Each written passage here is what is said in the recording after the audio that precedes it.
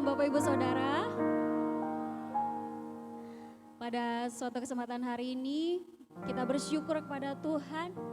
Kita mau datang ke hadirat Tuhan, kita mau bawa pujian, kita mau ucapan syukur kita kepada Tuhan. Mari kita naikkan pujian penuhi hatiku.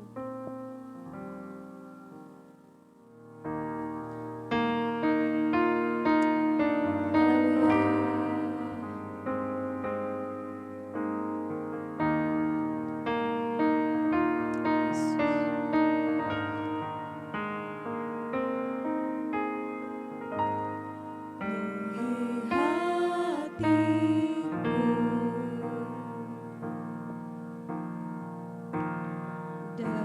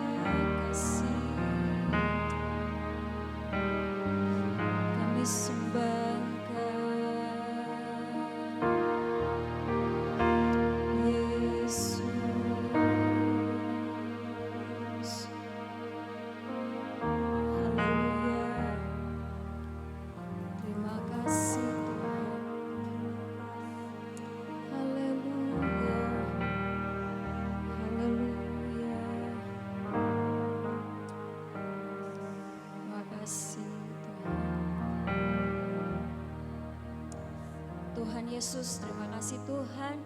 Pada kesempatan kali ini kami bisa berkumpul bersama-sama kembali di tempat ini Tuhan. Itu semua karena kasih-Mu Tuhan. Tuhan Yesus, kami mau memakai kesempatan hari ini Tuhan untuk memuji, memuliakan nama-Mu Tuhan. Ampuni setiap kesalahan dan dosa kami Tuhan. Biarlah kami layak untuk menghadap hadirat-Mu Tuhan. Segala kuasa yang bukan berasal daripada-Mu, kami mau hancurkan di dalam nama Tuhan Yesus. Kuasa-Mu saja yang hadir di tempat ini Tuhan. Untuk jemaat yang belum tiba di tempat ini Tuhan, biarlah Engkau percepat langkah mereka, tibakan dengan selamat di tempat ini Tuhan.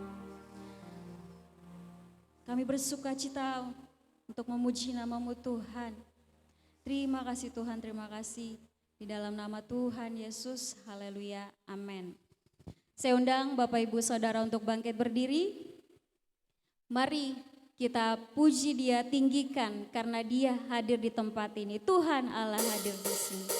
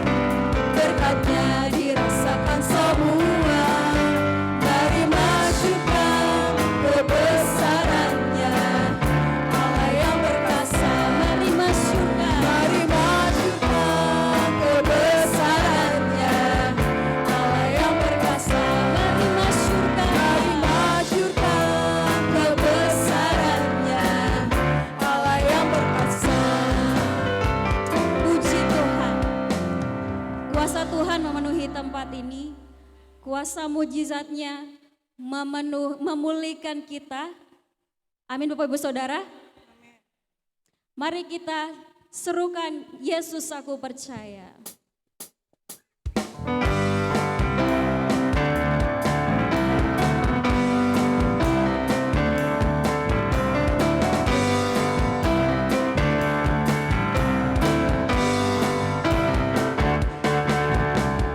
Yesus, aku percaya. Yesus,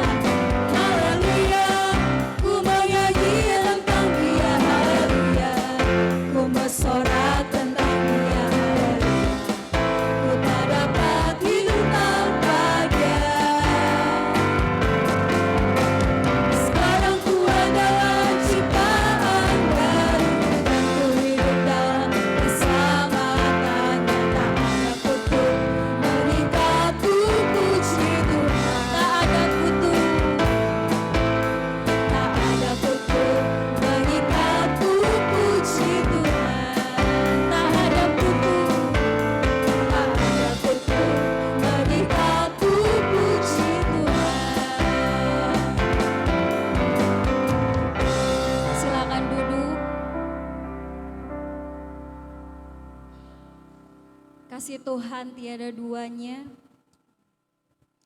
Mari kita mau mengenal Tuhan melalui firman-Nya. Kita mau ingat kebaikan Tuhan. Betapa besar kasih-Mu Tuhan. Haleluya.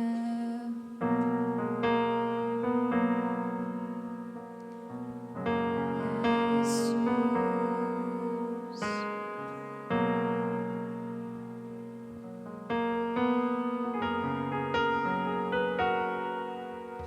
Haleluya.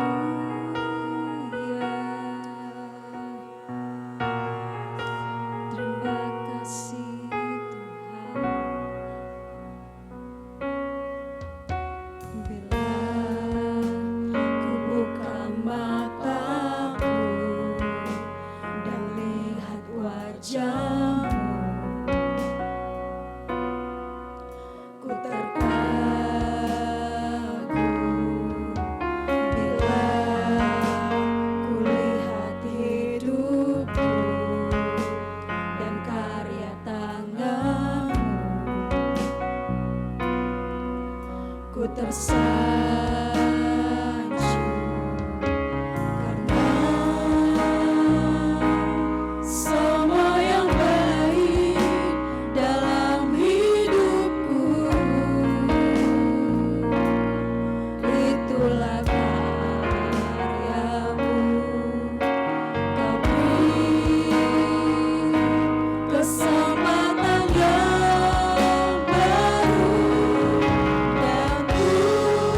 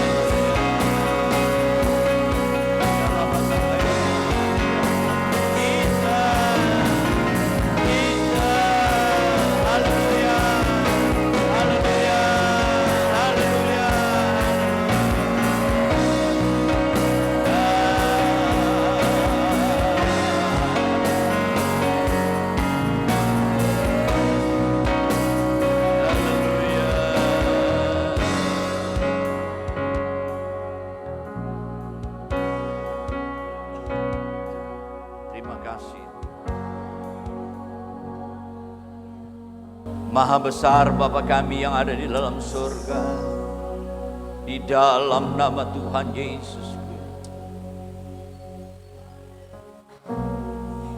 di dalam rumah-Mu kami memuji dan menyembah, karena kami memahami Allah yang kami sembah adalah Allah yang hidup dan berkuasa.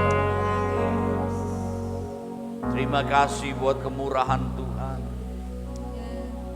pemeliharaan dan pertolongan Tuhan di dalam kehidupan kami. Sebagai orang-orang yang percaya kepada-Mu, kami patut menaikkan syukur, terima kasih. Roh Kudus terus memenuhi, memimpin kehidupan kami orang-orang yang percaya kepada Engkau Tuhan Yesus. Terima kasih Tuhan, berkati tim pemuji yang sudah melayani hari ini. Saatnya kami akan ditaburi oleh kebenaran firman. Tuhan juga memberkati lewat kebenaran firman. Engkau urapi hamba-Mu, Engkau urapi kami semua. Kami menerima semua kebenaran Allah di dalam nama Tuhan Yesus. Haleluya, haleluya. Amin, amin. Silakan duduk Bapak Ibu, saudara-saudara yang kasih.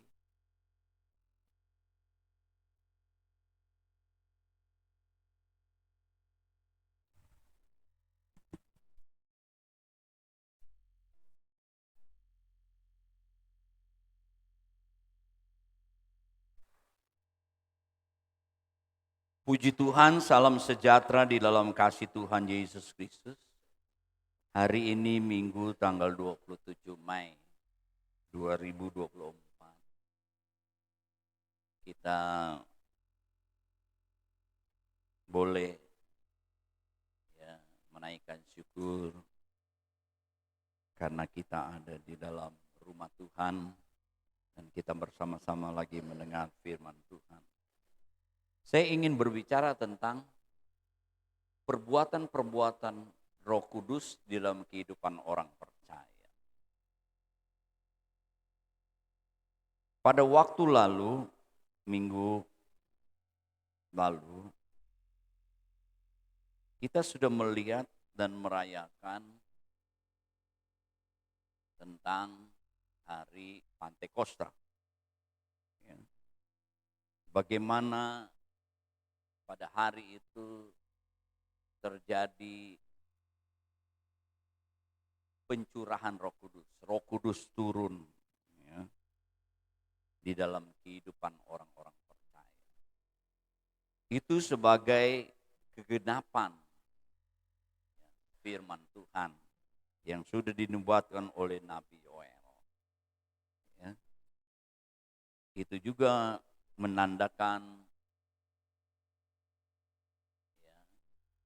bahwa kita hidup adalah di hari-hari terakhir, zaman akhir, di zaman akhir dan terakhir, ya. Hari ini kita melihat, coba kita melihat lagi dulu di dalam Kisah Para Rasul pasal 2 ayat 1 sampai dengan 4. Kita berdiri bersama-sama, kita bacakan ayat ini. Kisah Para Rasul pasal 2 ayat 1 sampai dengan 4. Kita baca bersama-sama ya. 2, 3. Ketika tiba hari Pantekosta, semua orang percaya berkumpul di satu tempat. Tiba-tiba turunlah dari langit dan bunyi seperti tiupan angin keras yang memenuhi seluruh rumah mereka duduk. Dan tampaklah kepada mereka Dan hingga pada maka penuhlah mereka dengan Roh Kudus dan mereka mulai berkata-kata dalam bahasa-bahasa lain seperti yang di Amin. Silakan. Jadi pada hari Pantekosta, Pentekoste ya, dalam bahasa Yunani, hari yang ke-50 setelah kebangkitan Tuhan. Ya, jadi 40 hari Yesus menjumpai murid-muridnya setelah bangkit. Ya, dia menampakkan dirinya. Lalu pada hari detik-detik terakhir dia mau naik ke sorga. Dia katakan kepada murid-muridnya, ya, dia akan mengirimkan janji Bapa. Mereka tidak boleh meninggalkan Yerusalem, menantikan janji Bapa. Kalau Yohanes Pembaptis membaptis dengan air, tidak lama lagi aku akan membaptis Roh Kudus. Dan 10 hari setelah Yesus meninggalkan murid-muridnya secara fisik, dia dari sorga kembali ke sorga, ya. Lalu dikatakan ketika orang-orang percaya berkumpul, mereka dikatakan Roh Kudus turun dan memenuhi, ya, orang-orang percaya yang berkumpul. Ya, jadi orang-orang percaya pada hari Pantekosta, ya, mereka mengalami kepenuhan Roh Kudus. Roh Kudus turun. Ya, itu arti dalam Perjanjian Baru, hari Pantekosta, ya, hari di mana Roh Kudus turun, pencurahan Roh Kudus. Roh Kudus dicurahkan dalam hidup. Kalau di dalam Perjanjian Lama mempunyai arti mengingatkan kalau hari Pantekosta atau hari 7 minggu, ya, setelah Paskah itu, ya, mengingatkan bagaimana Taurat itu diberikan, ya, kepada umat Allah, ya. Dan juga pada hari Pantekosta atau hari 7 minggu itu mereka mengucap syukur, ya, dari, ya, 7 minggu mereka mengucap syukur, ya, mana, ya, atas penuaian yang mereka alami, ya, panen, ya, di penuaian, ya.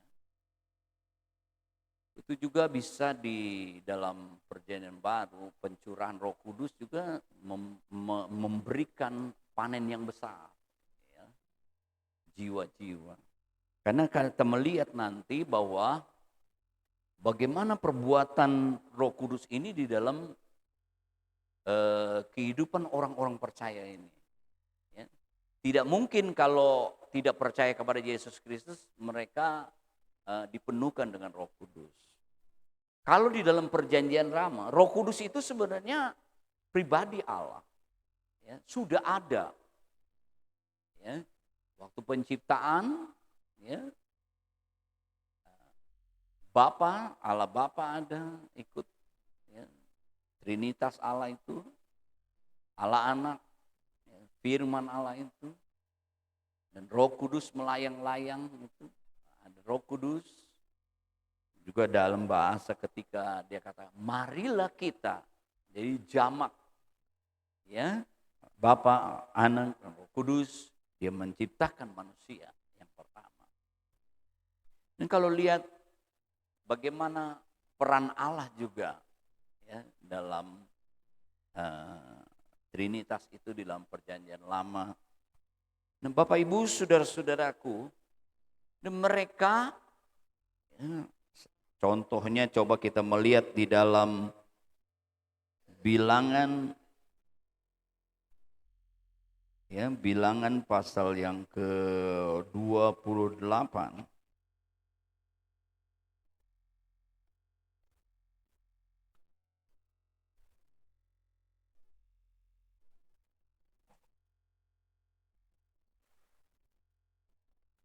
Bilangan 28 ayat yang ke-26.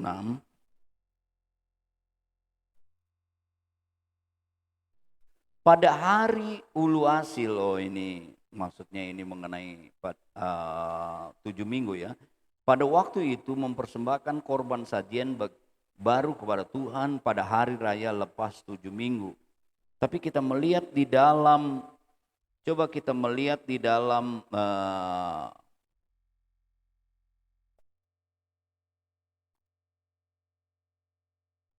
bahwa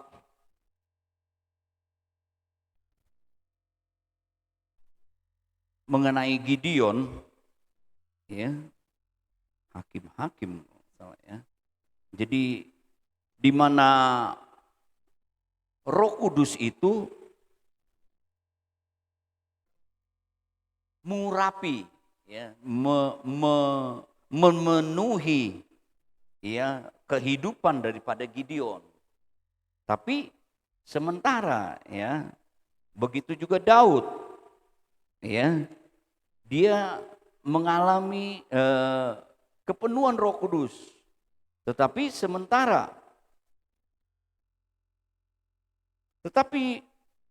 firman Allah katakan di dalam Yohanes pasal 14 bahwa Roh Kudus yang datang itu dia akan tinggal di dalam hidupmu, dia akan bersama-sama dengan kamu dan dia akan menyertai, menolong, ya. Di dalam Injil Yohanes pasal yang ke-14 dikatakan di sana bahwa ayat yang ke-15, jikalau kamu mengasihi aku, kamu akan menuruti segala perintahku, aku akan minta kepada Bapa dan memberikan kepadamu seorang penolong yang lain, supaya ia menyertai kamu selama-lamanya, yaitu Roh kebenaran. Dunia tidak dapat menerima dia sebab dunia tidak melihat dia dan tidak mengenal dia. Tetapi kamu mengenal dia sebab dia menyertai kamu dan diam di dalam kamu. Aku tidak akan meninggalkan kamu sebagai yatim piatu, aku datang kembali kepadamu. Secara fisik, Yesus tidak berada di tengah-tengah murid-murid. Sebab itu dia pergi ke tempat lain, dia naik, ya, ke sorga, ya. Dan Roh Kudus yang menggantikan posisi Yesus, dia akan tinggal, dia akan diam, ya, di dalam kehidupan mereka ini. Ya, dikatakan itu terjadi kalau mereka mengasihi dan menuruti perintah Tuhan. Murid-murid mereka mengasihi Tuhan, mereka percaya, mereka menuruti firman Tuhan. Tidak tinggalkan Yerusalem, mereka menunggu janji Bapa, ya, mengasihi dengan setia. Saudara-saudaraku, ini penting, ketaatan, ya. Kalau kita mau menerima, ya, Tuhan mengirimkan Roh-Nya, ya, kita harus mengasihi Dia, harus percaya, kita harus taat. Ya, ini penting, ketaatan, saudara-saudaraku yang kekasih, ya. Nah, murid-murid mereka percaya, mereka mengasihi Tuhan, tetap setia, tetap tekun tunggu janji Bapa. Ya, selama 10 hari mereka taat, mereka percaya janji itu buat mereka. Nah, akhirnya mereka dipenuhkan dengan Roh Kudus. Nah, di dalam Kisah Para Rasul, judulnya Kisah Para Rasul, tapi kalau kita memperhatikan hanya beberapa rasul saja yang dominan diceritakan, ya, di dalam Kisah Para Rasul ini, ya. Sebenarnya lebih pas kisah perbuatan Roh Kudus di dalam kehidupan rasul-rasul, orang-orang percaya.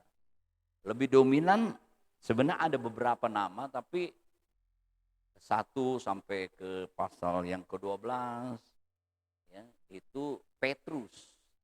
Lantas 13 sampai pasal yang ke berapa itu? 28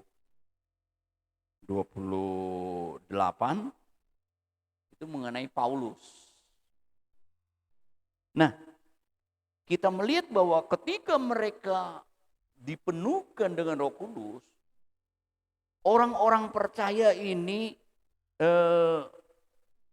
mereka dikatakan ayat yang ke-11, Kisah Rasul pasal 2 ayat yang ke-11, baik orang Yahudi maupun penganut agama Yahudi, orang Kreta dan orang Arab, kita mendengar mereka berkata-kata dalam bahasa kita sendiri tentang perbuatan-perbuatan besar yang dilakukan Allah. Jadi orang-orang yang dipenuhkan dengan Roh Kudus, mereka selalu dikatakan di sini menceritakan perbuatan-perbuatan Allah. Tentu mereka sebelum menceritakan pasti mengalami perbuatan Allah di dalam kehidupan mereka. Ya, keajaiban, kuasa Tuhan di dalam kehidupan mereka. Khususnya kepada Petrus. Ya. Petrus juga dia memberikan kesaksian tentang perbuatan Allah. Kalau kita membaca pasal yang kedua itu, bagaimana Petrus dia menceritakan perbuatan Allah. Ya. Khususnya kalau kita melihat bahwa dia katakan bahwa ayat 32, Yesus inilah yang dibangkitkan Allah dan tentang hal itu kami semua adalah saksi. Dan sesudah itu ia ditinggikan oleh tangan kanan Allah, menerima Roh Kudus yang dijanjikan itu, maka dicurahkannya apa yang kamu lihat dan dengar di sini. Petrus mengalami perbuatan Allah. Iya. Mengalami pekerjaan Roh Kudus, kehidupannya dirubah, cara pandang ini juga berubah. Dia tidak lagi menjadi seorang yang penakut atau putus asa, hilang harapan. Ya.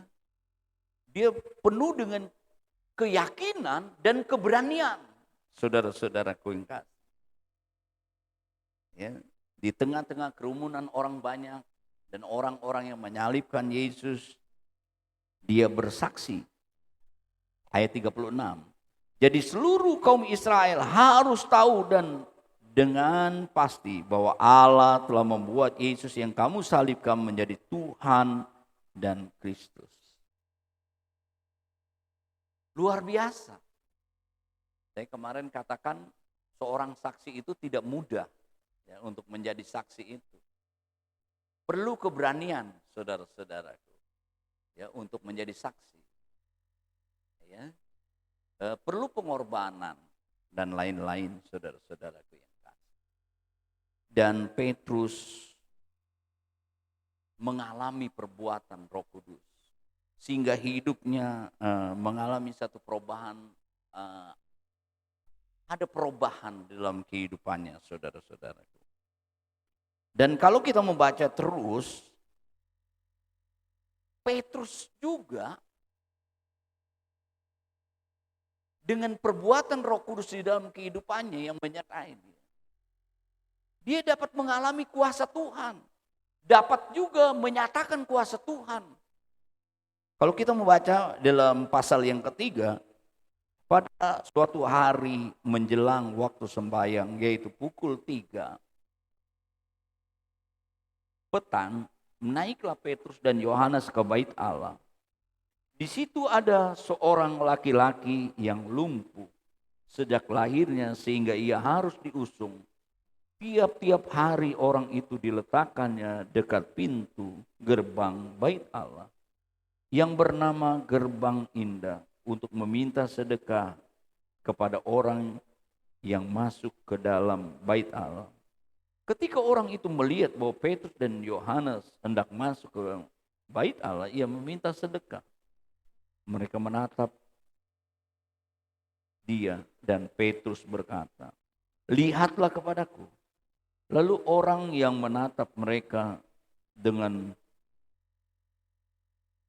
harapan akan mendapatkan sesuatu yang dari mereka, tetapi Petrus berkata, "Emas dan perak tidak ada padaku, tetapi apa yang kupunyai kuberikan kepadamu.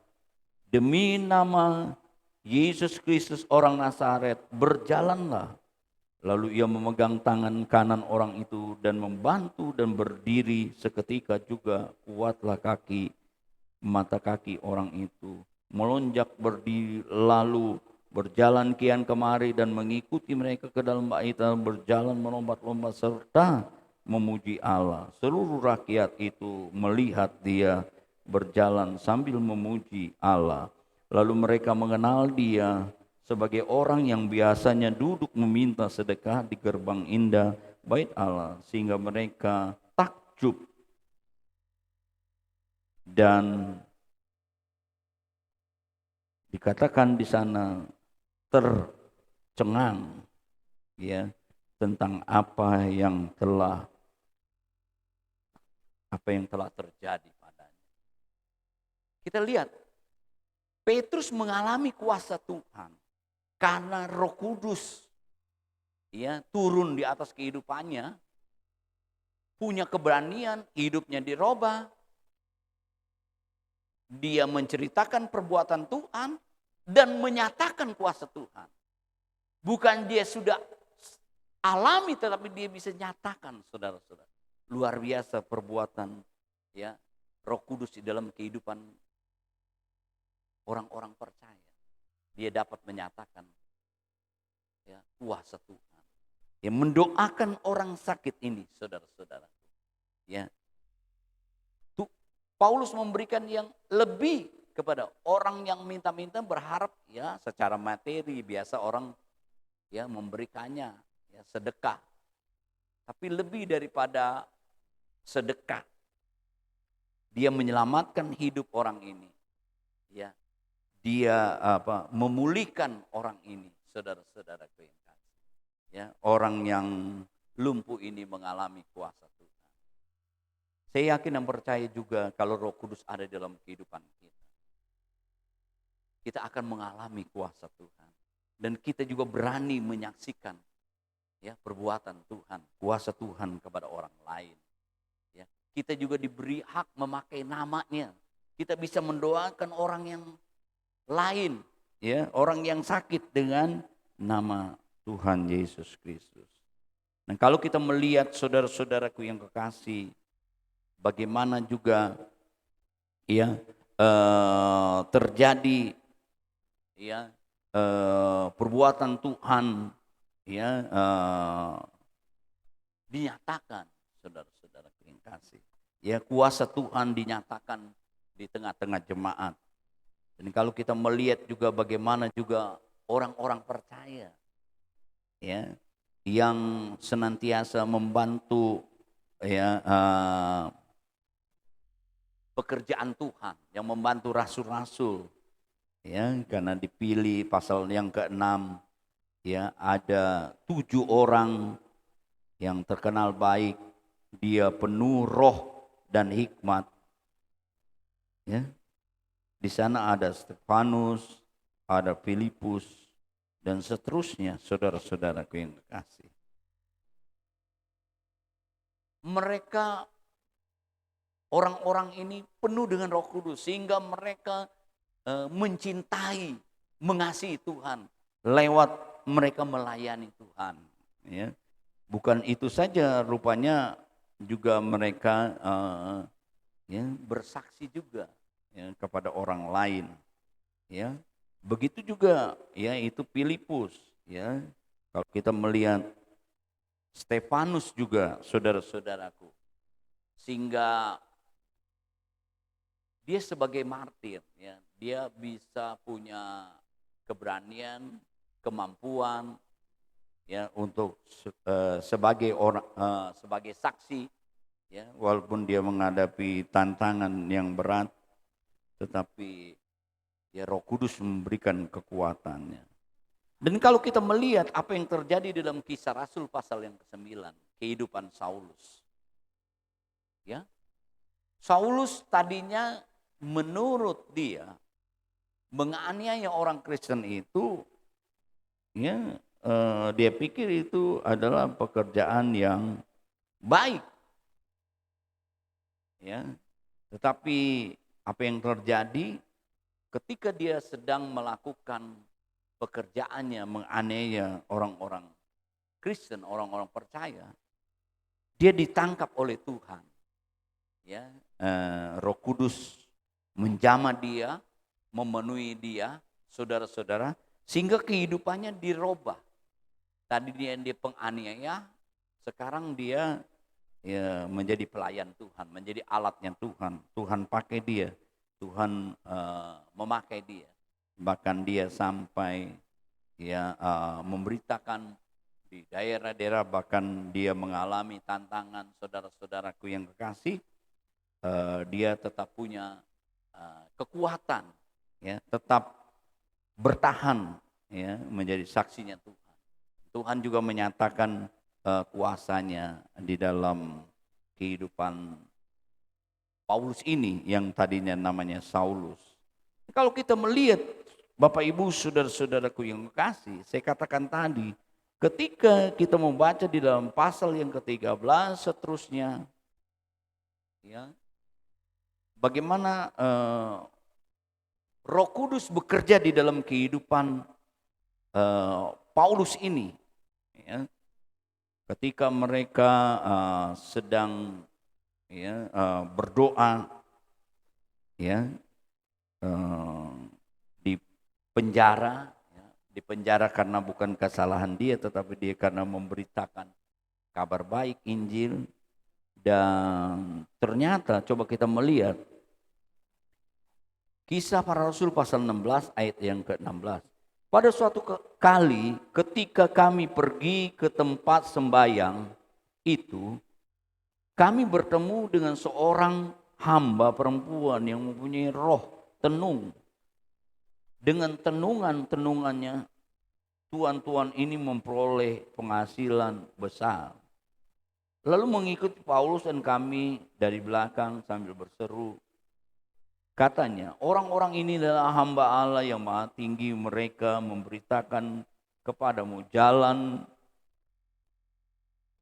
kepada keselamatan. Hal itu dilakukannya beberapa hari lamanya, tetapi ketika Paulus tidak tahan lagi akan gangguan itu, ia berpaling dan berkata kepada roh itu, demi nama Yesus Kristus aku menyuruh engkau keluar dari perempuan ini. Seketika itu juga keluar. Kita melihat bahwa Paulus mengalami perbuatan Roh Kudus di dalam kehidupannya, memberikan kuasa. Karena apabila Roh Kudus turun, kamu memperoleh kuasa, di mana dia mengusir, ya, roh tenung, roh jahat itu, sehingga keluar, ya, daripada perempuan dimasuk dengan roh tenung itu. Dan kalau kita melihat juga ketika Paulus berdoa, ya, di penjara, ya, pasal yang ke-24, Kisah Rasul pasal yang ke-16, sesuai dengan perintah itu, kepala penjara memasukkan mereka ke ruang penjara yang paling tengah dan membelenggu kaki mereka dalam pasungan yang kuat. Tetapi kira-kira tengah malam, Paulus dan Silas berdoa dan menyanyikan puji-pujian kepada Allah, dan orang-orang hukuman lain mendengarkan mereka. Akan tetapi terjadi gempa bumi yang hebat sehingga sendi-sendi di penjara goyah. Seketika itu terbukalah semua pintu, terlepaslah belenggu mereka semua.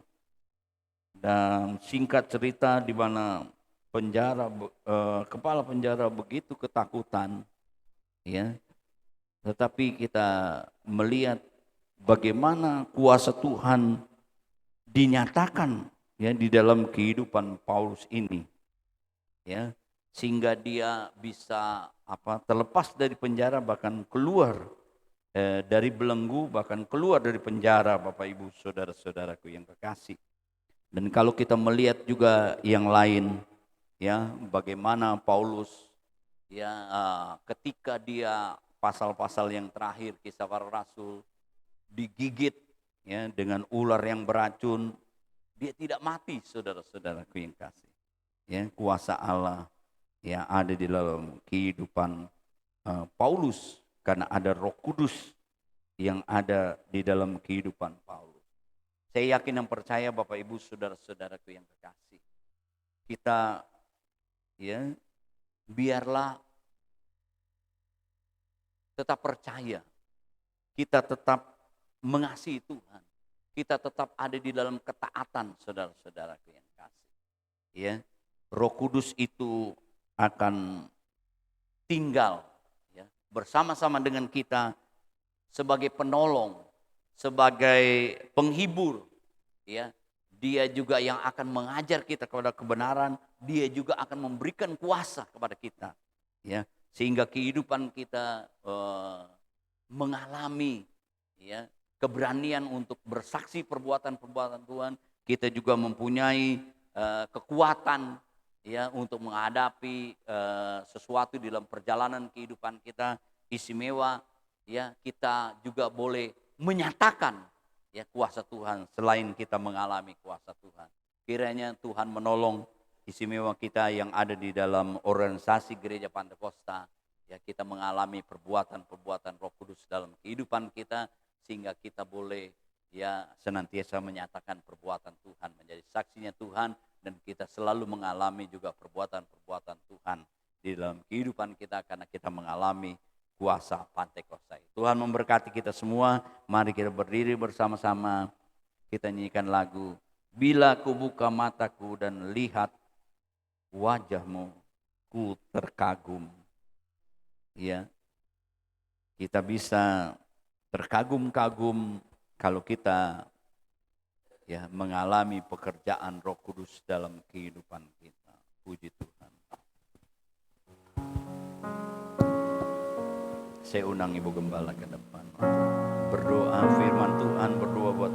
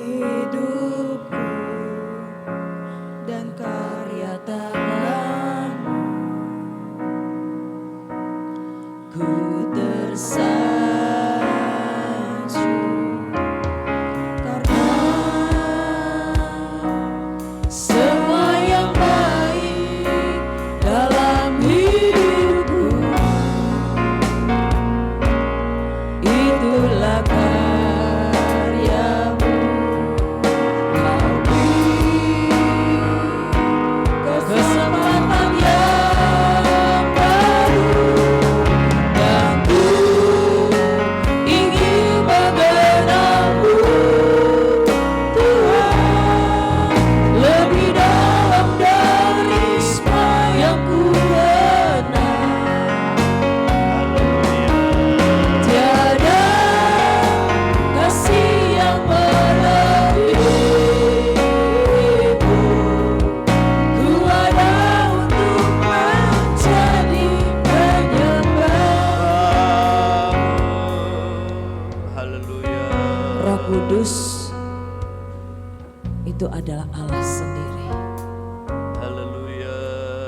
Kalau Dia berdiam di dalam kehidupan kita Haleluya. sebagai gereja Tuhan, Haleluya. gereja Tuhan akan menjadi luar biasa. Haleluya. Gereja Tuhan akan bersaksi tentang Tuhan. Gereja Tuhan tidak menjadi takut memperkatakan tentang Yesus. Bahkan dengan kekuatan Roh Kudus, oleh kuasa itu kita boleh menyatakan kekuatan Tuhan bagi dunia ini, supaya dunia ini mengakui Tuhan, dunia ini mengenal Tuhan. Katakan tentang Tuhan, katakan tentang Yesus, maka dunia akan mengenal Dia. Kitalah orang-orang yang memperkatakan. Haleluya. Bila tidak ada orang yang berkata-kata, mereka tidak tahu, mereka tidak mengenal. Tapi ketika Roh Kudus turun, memberikan kuasa kepada kita, mari kita perkatakan tentang Tuhan. Berkatakan tentang Tuhan. Berkatakan tentang kuasa-Nya. Dialah yang hebat. Dia akan pakai saya, Dia akan pakai saudara untuk memperkatakan tentang Tuhan, untuk menyatakan kuasa Tuhan. Haleluya. Haleluya. Menyembah kepada Tuhan. Menyembah kepada Tuhan. Roh Kudus bekerja di dalam kehidupan kita. Roh Kudus bekerja di dalam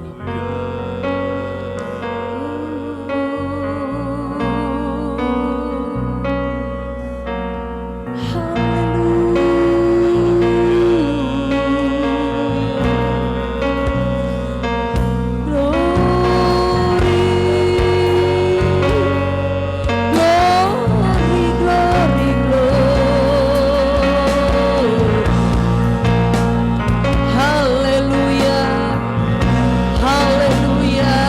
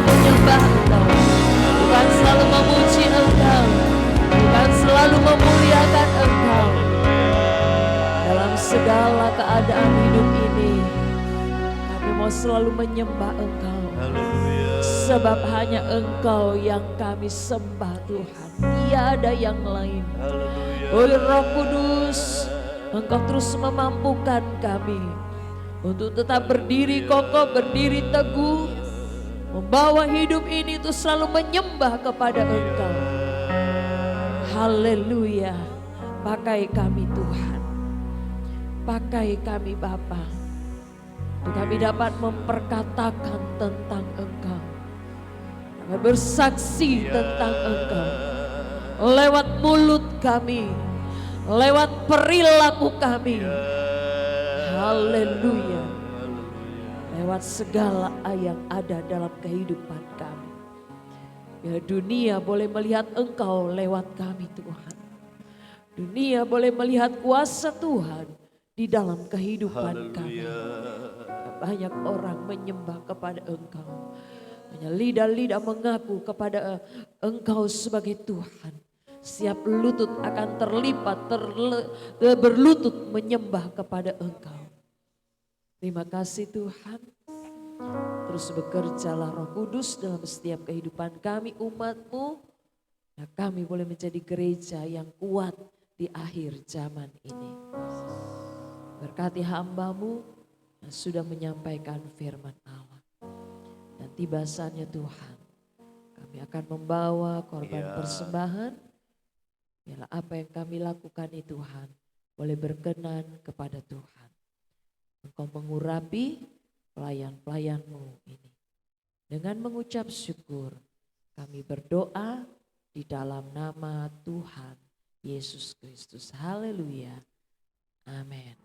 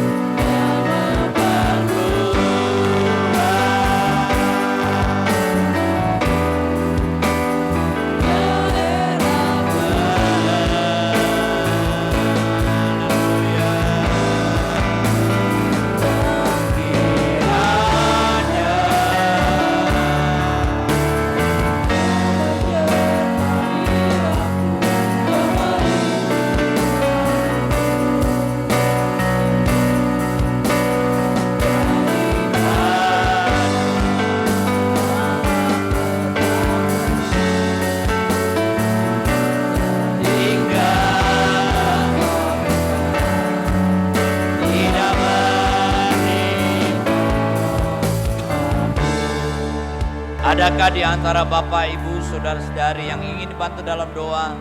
Engkau angkat tangan kananmu, taruh tangan kiri di dadamu. Juga mereka yang mengikuti secara online mau dibantu dalam doa, engkau boleh mengangkat tanganmu. Maha besar Bapa kami yang ada di dalam surga, di dalam nama Tuhan Yesus Kristus. Hamba mewakili jemaat-Mu dengan segala permohonan mereka yang terangkat tangan secara khusus Tuhan. Hamba berdoa, biarlah kuasa Allah dinyatakan, Roh Kudus bekerja menyatakan perbuatan-perbuatan yang besar di dalam kehidupan orang-orang percaya ini. Hamba memintanya di dalam nama Tuhan Yesus Kristus.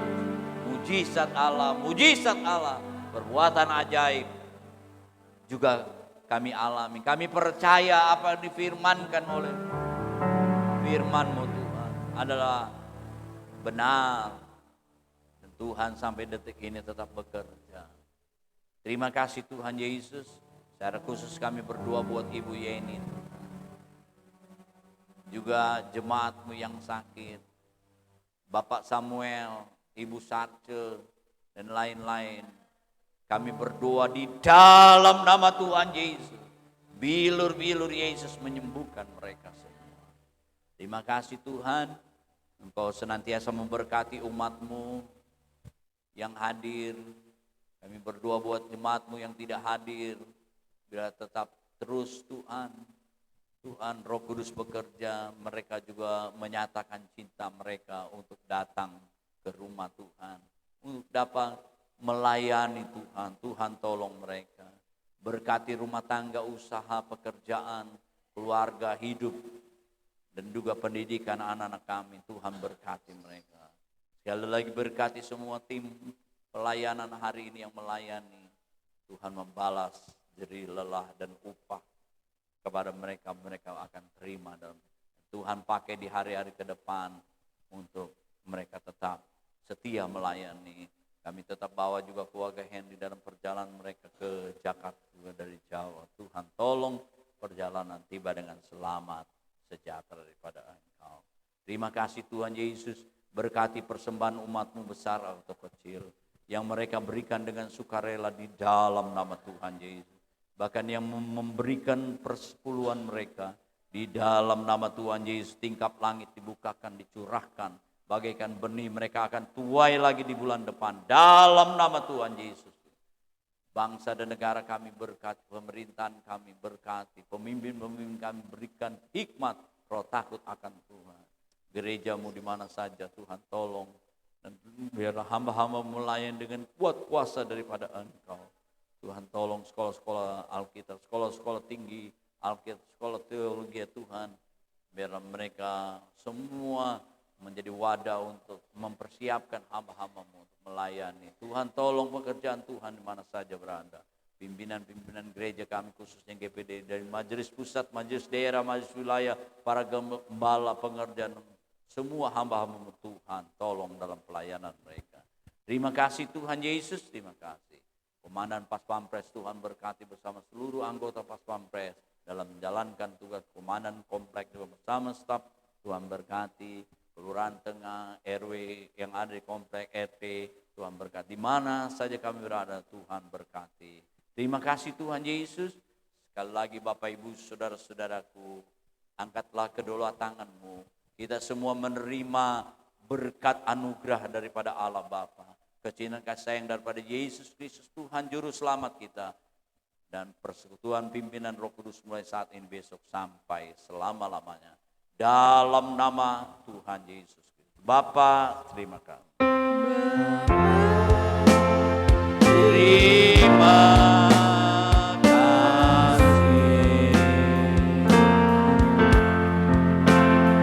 Bapa, terima kasih.